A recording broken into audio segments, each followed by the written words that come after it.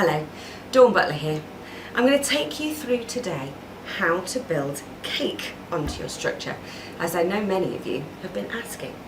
Well, I've got a 10-inch round baseboard here and I've already used my blanking caps for the holes that I don't need. I'm going to screw in the long foundation, so simply place that through and lock nut it tight,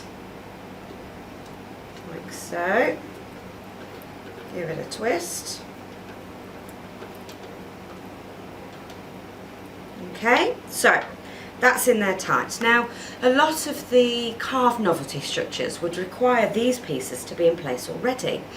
And I know that a few of you have been asking, well, how on earth do I do that? You would need to slot your cake around it. There's two different ways of doing.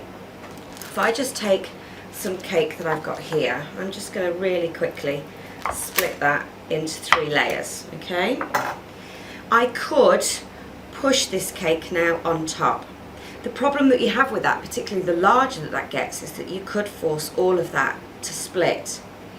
But if I actually place a platform underneath, right in the centre, I now know that I've got a guide for that to go through.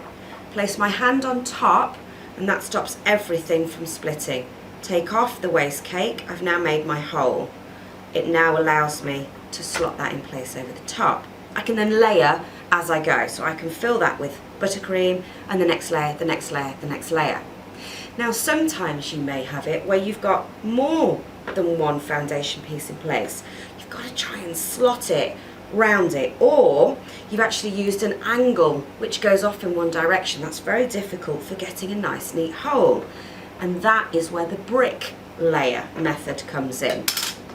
So what I would do with that is split my cake in half and cut a small V in the centre of that cut edge. Now this has already got a hole in it, so that was easy for me to sort out. And then I would layer that cake either side. Now my cut is now going vertical to me. The next time I cut my cake layer, cut it down in the centre, I make a very small V. What that does is allow that to go round the hole, and again, and I'm going to lay it with my cut horizontal, so it makes a brick effect. It means that you've added strength to your structure because the lines and the gaps aren't all in the same place, allowing your cake to peel apart. I would fill that with my buttercream and lay one layer and then the second layer and then build accordingly. So that's the brick layer effect. Now sometimes when you're doing a wedding cake, for instance, you may say to yourself, well, actually I'd like to decorate that off the cake. So what I'm doing is just slotting a collar in place. Let's say for instance that we're using our 4-inch round plate. I need my middle hole, so I'm blanking off the ones that I don't need. Now let's see in advance how that will look on the cake. So that's going to slot down here. Now bearing in mind, I've chosen a long rod. If I bring you over my cake, that's taller than. This is great if your cake continues and you're building spaces into your cake.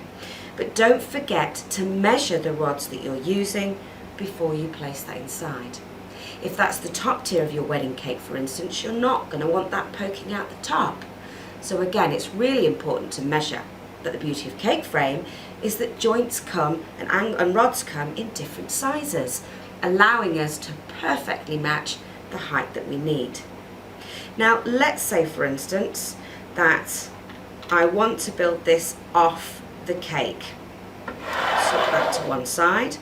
Make sure that you've got your spaces in place, that everything's blanked off, and you can now decorate your cake accordingly.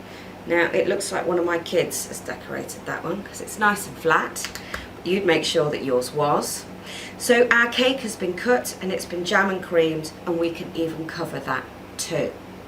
We now need to place it onto our rod. How are we going to do that? Well, if I take this cake to the very edge of my table, making sure that I'm holding that, I'm going to find with my finger the centre hole that we're missing, and I'll show you what I'm doing. I wouldn't ordinarily ask you to tilt your cake up, but so that you can see. And I've now got a barbecue skewer going directly through the centre. I now know where the centre hole is in order to connect those two together. And if I now place my rod directly over that skewer, and I can push down through into the hole, take away the skewer, take away the excess of cake, that is now ready to slot straight on top. I take that off for you. And that now securely fits on there. And that's how you decorate a cake off your structure. And the brick layer or the centre hole layer was how you decorated a cake and built your cake up when it was on the structure. There's loads more tutorials for you to have a look at, but this one is the basics of how to build a cake onto cake frame.